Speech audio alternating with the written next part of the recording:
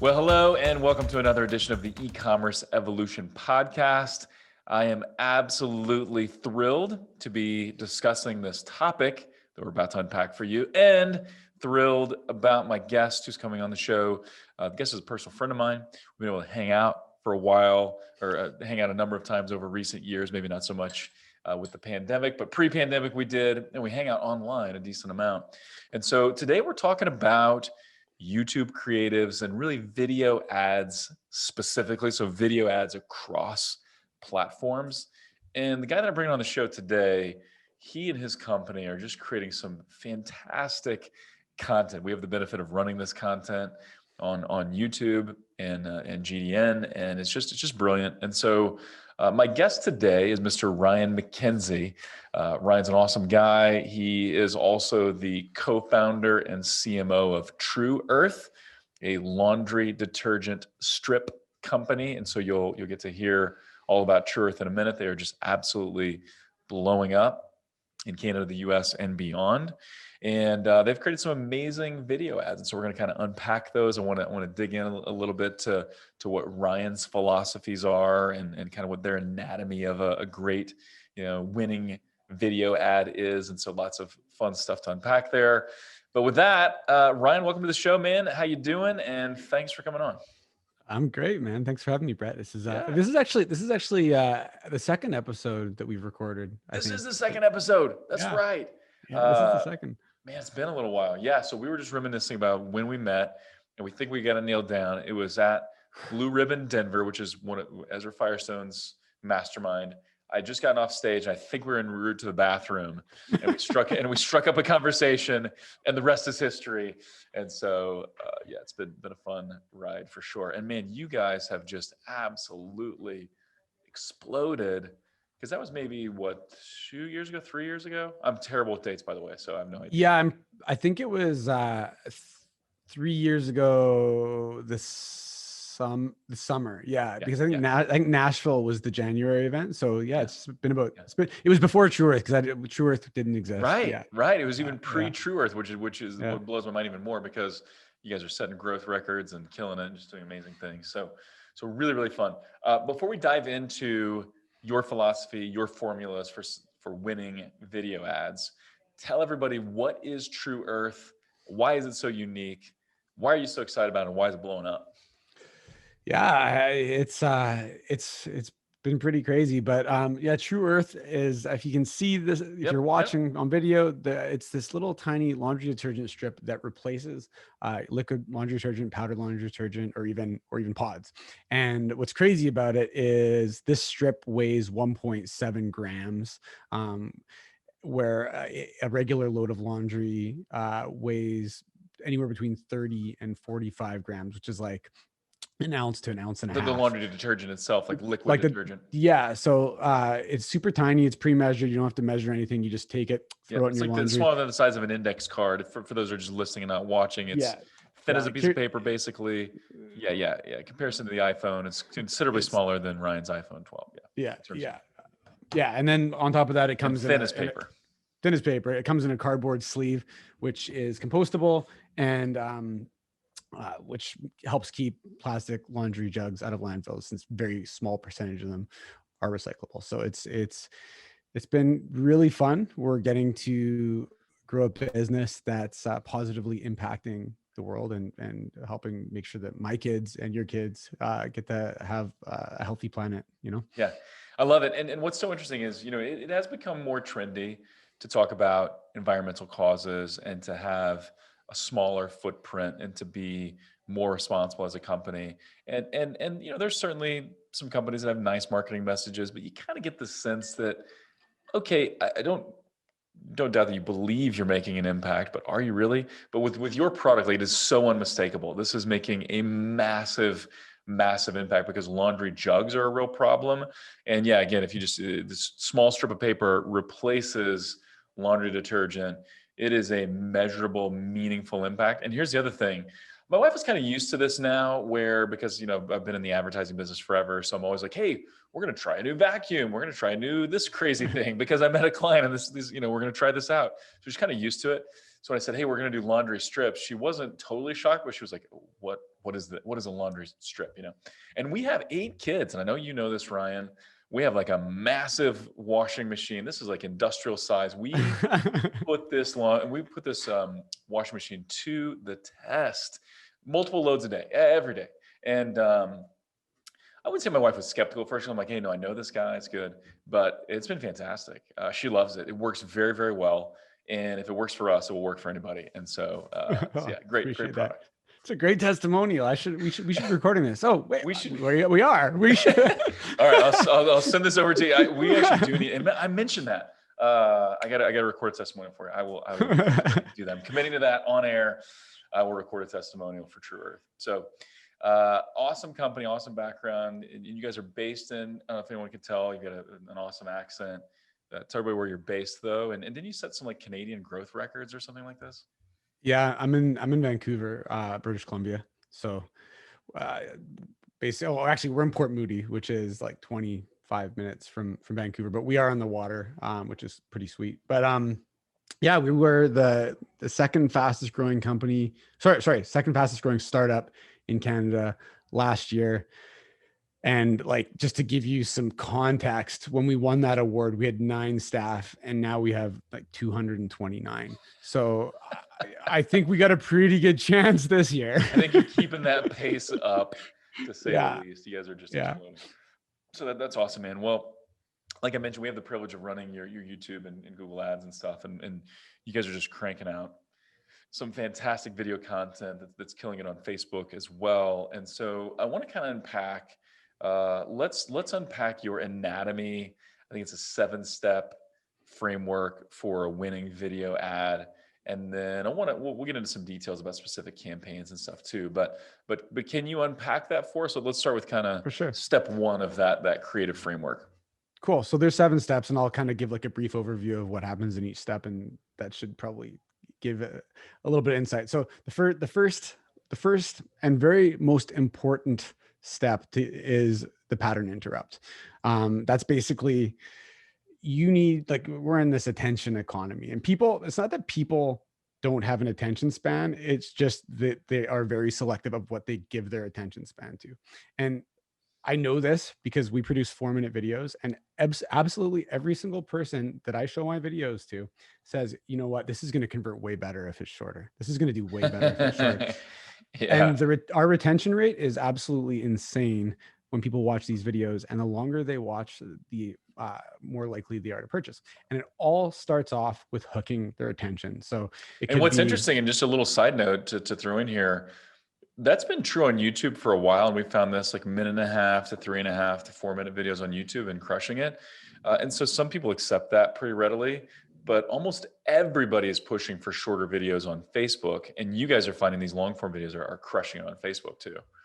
Totally. Yeah. They're everywhere. And everybody tells me you need to try making a shorter cut. And you know what? We make a shorter cut every single time.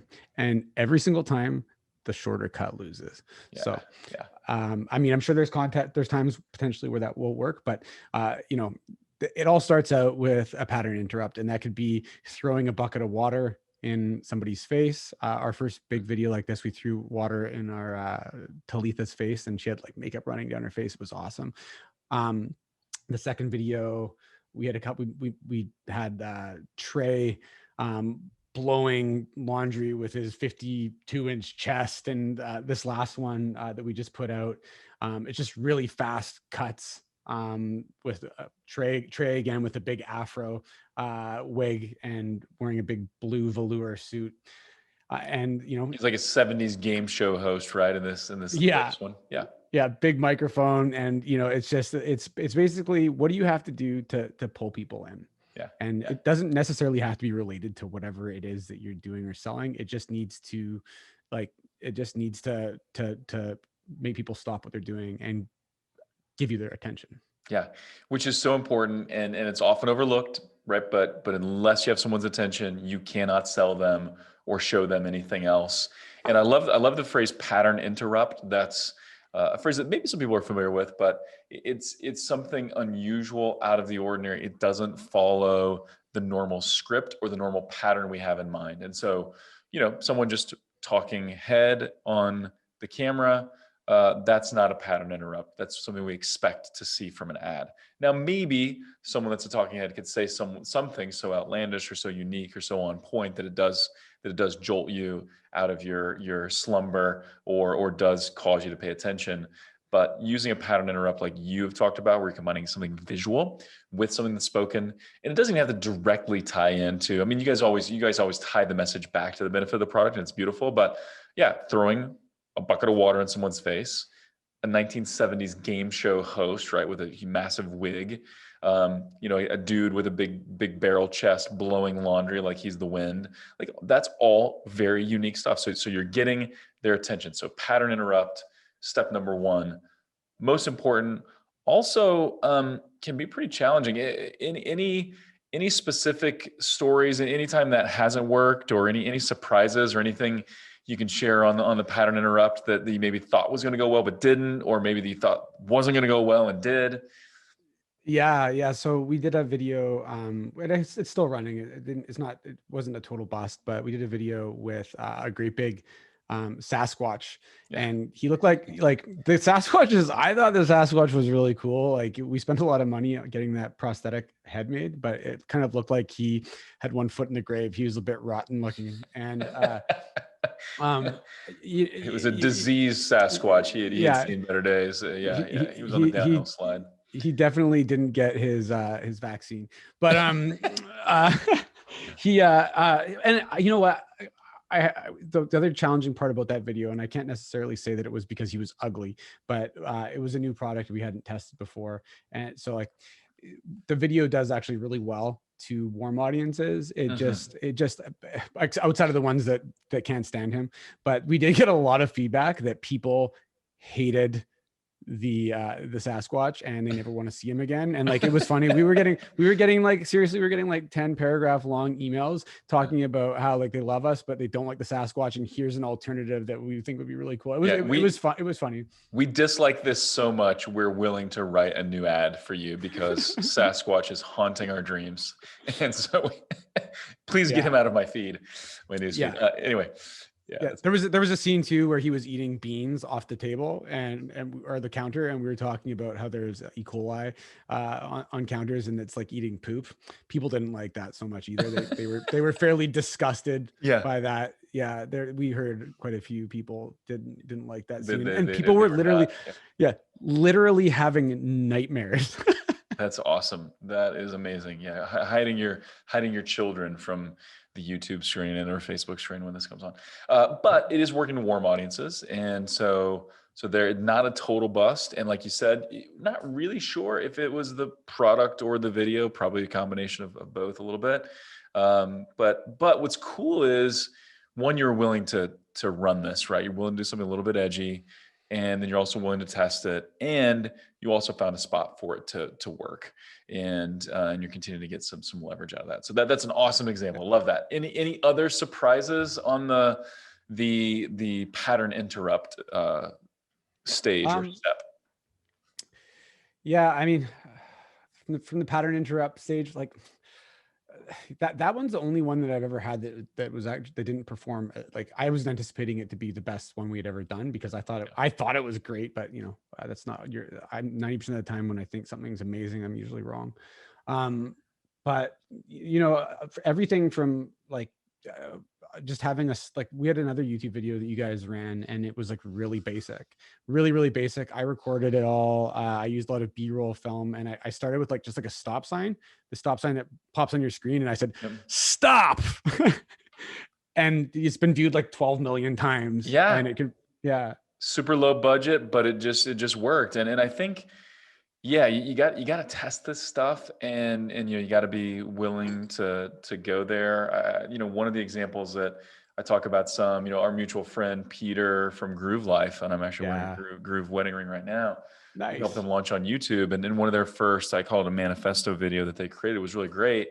And there was a version of it that actually had a Trump joke in it, right? It was someone that does a Donald Trump voice. It was brilliant rendition.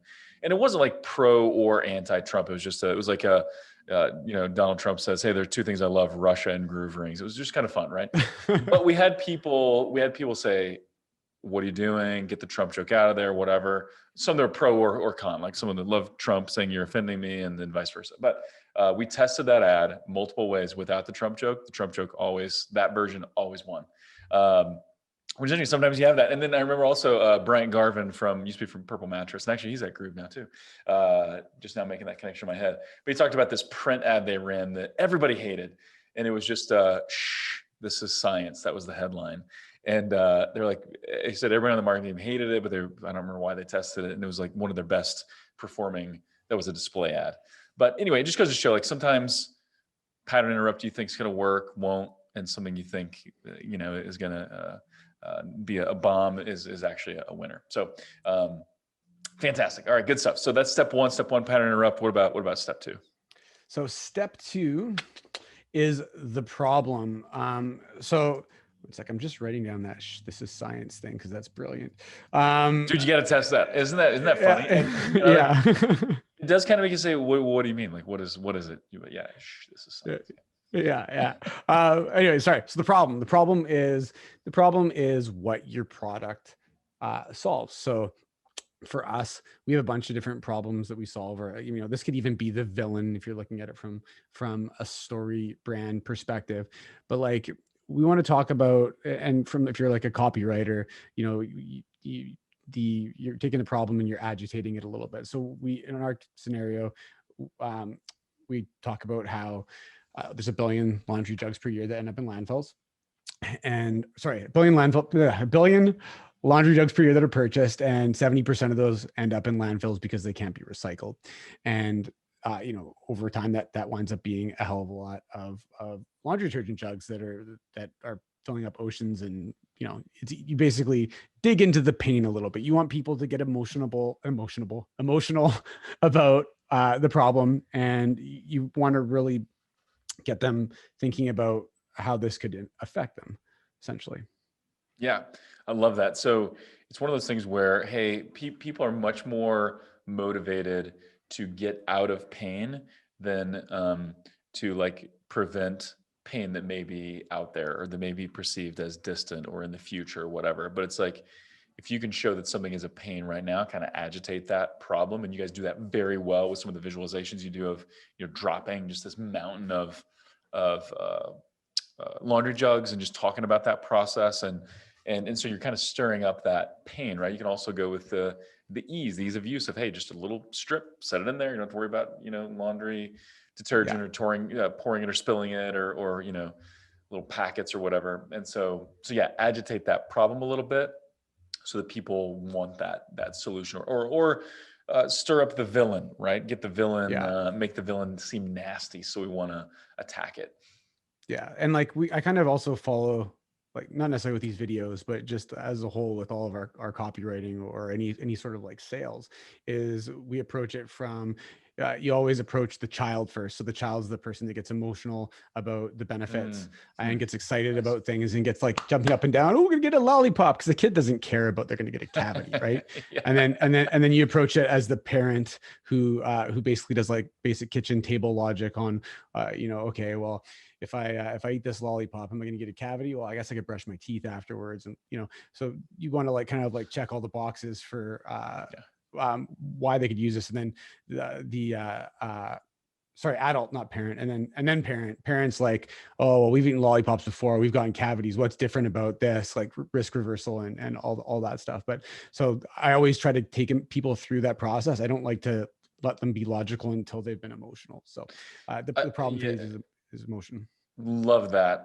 There's been several studies done in the like the fundraising, not-for-profit sector and advertising as well, where if you can trigger the emotional side of someone's brain first, there's much less resistance to anything financial. So you trigger someone's emotions, you tell a story about an individual that a charity is going to help, as an example, people are more likely to give. You start dipping into facts and stats and stuff too soon or get too logical too soon, the logical side of your brain is telling you not to spend, right? Or not to invest money. So love that. Stir up the emotion first, use logic then to affirm and back up and support those emotions that you stirred up. Yeah, and even like check the boxes on confirmation bias, right? Like, when you believe in something and you're doing research, like smarter people are generally more susceptible to bias than less intelligent people, because they're able to go and do research that confirms whatever it is they want to confirm. Like, it's easy to go and search Google and find like some evidence that the world's flat. Right. If you want. Whatever is you, yeah, Yeah, pick a yeah, belief, even a yeah, crazy belief, yeah, search for it. You'll find all kinds of articles to yeah, support that. exactly. Sorry, I'm good. I'm tangenting here now. Sorry. Yeah, no, this is good, man. All right. So we got pattern interrupt, we got problem or villain. What's Yep. next? The next is the solution. So this is where we're going to introduce our product as the tool or the guide to basically defeat the villain or solve the problem. And so, like in our case, after we show that the bottles fall from the sky and that they take however long to decompose, and that Juggy is never going to be recycled and turned into a bicycle, we're going to demonstrate, we're going to show the product and introduce it as a solution, and kind of why you'd want to use this versus the problematic version. Love it. And so we got to share the solution. So now that they've been interrupted, they're paying attention. Now the problem's been agitated. The villain has been made clear and ugly in their mind. Now let's talk about the solution. And hey, this product is the guide. It's going to help it's going to help you get where you want to go. And it's going to help, solve this problem. Okay. Love it. Yeah. So any tips on making the solution believable, making it, something that really resonates, or really sticks with somebody? Yeah, I mean, I think at this point too, it's not really about being logical still. You still want, like, at this point, we're still introducing the product as an emotional solution to the problem. We're not necessarily spitting out a bunch of facts to try to convince them at this point. We're still saying like, hey, this is going to fix your problem. And, some basic product demos and stuff like that are probably enough to, with smiling, happy people, after they use the product, is kind of enough to get them considering, because not everybody needs to go through all three of those phases in order to make a purchase. Like, lots of people will make snap decisions based on emotional purchase. Like I bought this ball here. I'm not like, I like to play the guitar a little bit, but I suck. But I was this is a silicone ball, and I've turned it on once, but it was buggy. But it's this music machine, and like you can like make like MIDI things with it. And I'm like, oh, that'd be really cool. I can make like bass lines and stuff like this, and I could probably mix it with the terrible guitar that I play. But I did not go through any sort of logical phase. I was like sitting on the floor with my kids in the basement watching TV, and I saw this ad, and I'm like, ooh, I want that, and I just bought it. And right. it was like $100. It was a stupid purchase. I've never used it because it's buggy, but at the time I was like, I'm like, I've never seen that before. It's really cool. I think I could play with that while I'm at work on calls or something like that. And I bought it, and kind of regret it, but But people do that, right? And but you rarely do that almost never, if you're tapping into the logical side of the brain only, right? The logical side of your brain doesn't cause you to make impulse purchases, but the emotional side does. And so yeah. So you can take advantage of that as a marketer, right? So, okay. So we got the solution, and again, more on the emotion side, happy, smiley, where the solution to your problem. Then what comes after that?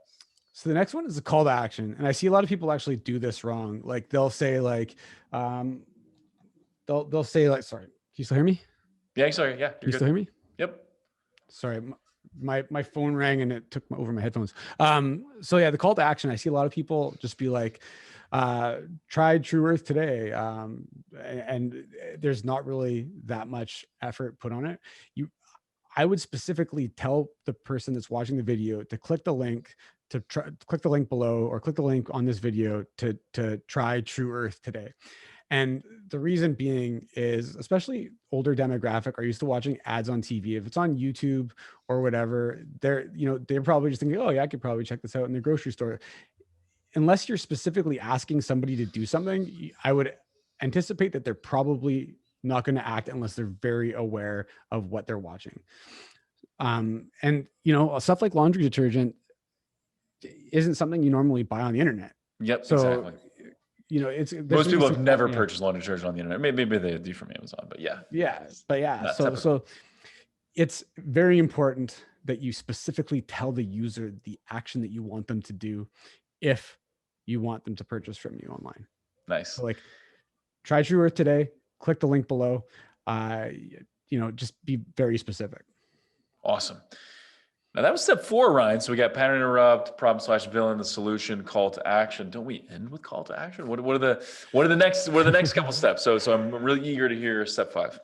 Yeah. So step 5 is where we're going to introduce logic. So this is objections and credibility. So this is where you want to take all of the common objections that people have. So like for us, like, does it work in high efficiency and regular laundry machines? And demoing these things in use. Does it actually get the stains out of your clothes?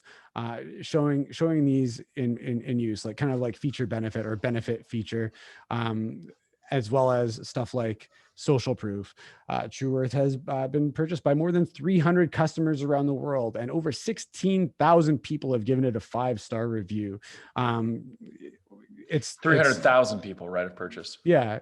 So it's stuff like that. It's social proof. It's objection busting, but you're also using this as an opportunity to demo the product in specific use cases, so that people, oh, I never thought of it, I could possibly use it like that. And like, this is for this section, obviously, dig through all of your reviews, dig through, if you have some sort of part or thing in your abandoned cart where you're asking people to tell you why they didn't buy, like if you go comb through all of your Facebook comments and see what questions people are asking, like put them in a list, bucket them into the most common things, and use this as an opportunity to nail all the big ones, because this is where you're going to get that logic addressed.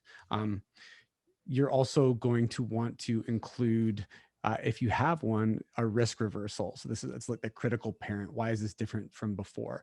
Like for us, we say we have a 30-day risk-free trial. It's the 30-day love it or return it trial. If you don't love the product, return it and we'll give you your full refund. So we're covering logic, we're covering social proof, and we're covering risk reversal in this segment.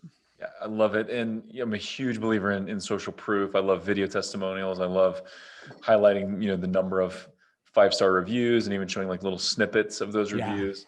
I think the thing to keep in mind here is that there's a right way and a wrong way to do testimonials, right? So again, if we're thinking maintaining people's attention and using emotion, what are the emotionally charged testimonials that we have? What's something that tells a little bit of a story, even if it's in kind of a soundbite? Don't just pick the testimonials that say it's a great product, I really like it. Like, okay, well, Yeah. it doesn't tell me anything. Like, what's moving the narrative forward? What's keeping me engaged? What's maybe overcoming an objection, but overcoming an objection from the customer's point of view. And so, yeah, all really powerful. And I think one of the things I'll highlight about the risk reversal, because some people either are hesitant to do it for a variety of reasons, or maybe they think, oh, it's implied, everybody knows now you can return stuff if you don't like it. But something about giving that confidence that, hey, it's totally cool with us. If you don't like it, it doesn't work, return it. Like we'll be easy to work with. That provides some assurance, and that is in the back of people's mind. And so you saying it does make a difference. Totally. And even in questions like, oh, does this actually work? Half the time I don't even say yes, it actually works. I just say, listen, we're so confident that our product, you're going to love our product, that if you don't like it, we'll just take it back. I don't even need to tell you that our product is good or better than the competitions, because literally, if you don't like it, I'll just take it back. I mean, hell, I'll probably let you keep it. Yeah. And just give you your money back. Yeah, exactly. Yeah. Which is awesome. Okay, fantastic. So we're introducing logic now. Step 5. Step 6. Step 6, again, this is something that I don't see people do very often, but it's a second call to action. Again, very specific. Like you've now covered the problem, the solution.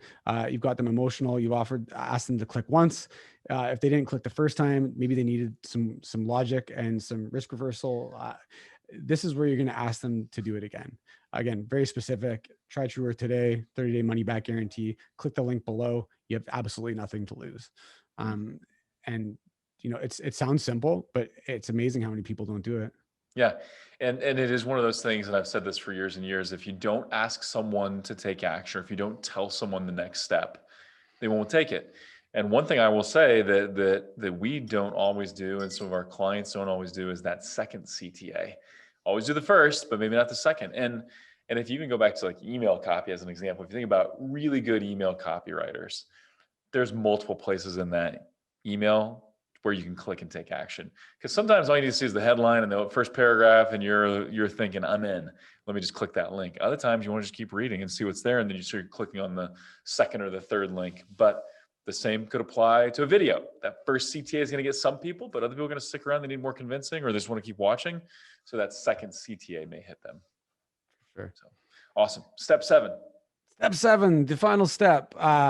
So again, this is another thing I see people do a lot. And like at the end of a video, if you have your call to action and then the video sits there for like a second, what's going to happen on YouTube is it's going to transition to the video that the person came there to watch. If it's on Facebook, it's just either going to transition to the next video, or it's going to have that little loopy watch this video again thing, and it's done. So you want to give people time to click.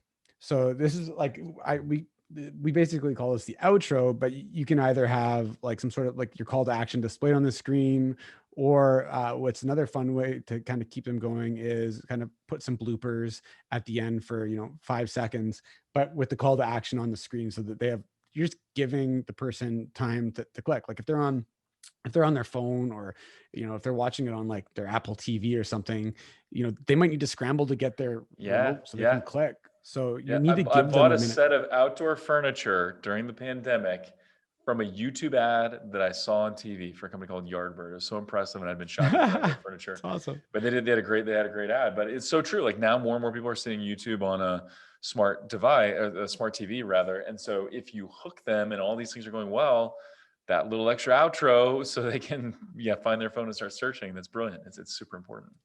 Yeah. So I mean, that's the last thing. And there's a lot of other little tiny things that we like to include in there. And a lot of this stuff I personally learned from going through some of the Harmon Brothers courses, and then the child adult parent stuff I learned from Travis Sago, and other random marketers that I've kind of had mentor me over the years. But a lot of people don't mention their brand enough in the video too. Yeah, agreed. Agreed. Like you should be mention mentioning it. I want to see the logo. I want to see the packaging. Yeah. As much as physically possible, you want to say your brand name as many times without it sounding awkward.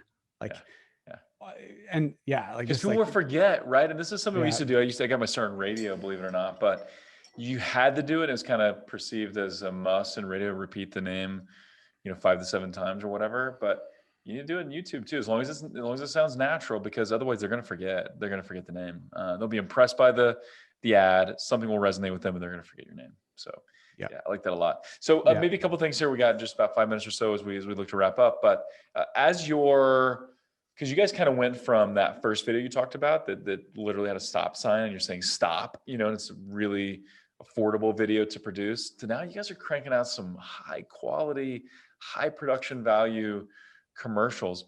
How are you evaluating those before you run them? Obviously, we never know until we start running them and getting some data and some media dollars behind it. How are you guys evaluating it ahead of time, though, to understand, okay, this is ready to start running and start testing? Yeah. So, I mean, I work with my friend Joe. I think you might have had him on your show. I can't remember if you did. I have not yet, but I've got to. I've had a chat with him. I love what he does. He's fantastic. So I need to get him on the show. He's fantastic. He's amazing at what he does. But our process is, we come up with the big ideas together. He fleshes them out. We kind of review the fleshed out version of it. We have comedians come in, funny it up. Then they film, they edit. We go through it, make sure there's nothing like, that is like super off brand or whatever, and review for like typos and stuff like that. And then we launch. But we don't really have a crazy game plan. Like, I mean, I have a Facebook launch plan that I've kind of come up with myself, where we usually have 3 different hooks, which obviously makes it more expensive to film. But we usually have a pretty good idea which hook's going to win before we even start. It's the process really isn't super complicated. We usually send the new creative to our list once it's done, which I don't think a lot of people do. And like that usually generates like close to $100,000 from an email to content, which I mean, I don't know. I think Crazy. that's It's pretty, crazy. I It's think that's, awesome. I think that's pretty good. You know, Yes, I would call that a win. Yeah. yeah. I And think it's, you should yeah. keep doing that. And it seeds the content, so it looks like I mean, it gives it better engagement on the platforms. You know, there's a lot of really good things, but yeah, I don't really have too crazy of a process. Yep. I know you did mention the other video too, the one that was lower budget. And I know that a lot of people are concerned about or don't know how to create these longer videos, or they think that it does need to be super funny in order to win. It doesn't. That the template that I've kind of outlined doesn't have to be in a funny format. It It can doesn't. be in a super serious, like if you go to YouTube/True Earth Movement and you go and you find it's got the only video that's got like 11 or 12 million views. You'll find it. I can't. It's one of our older ones, but it starts with like stop.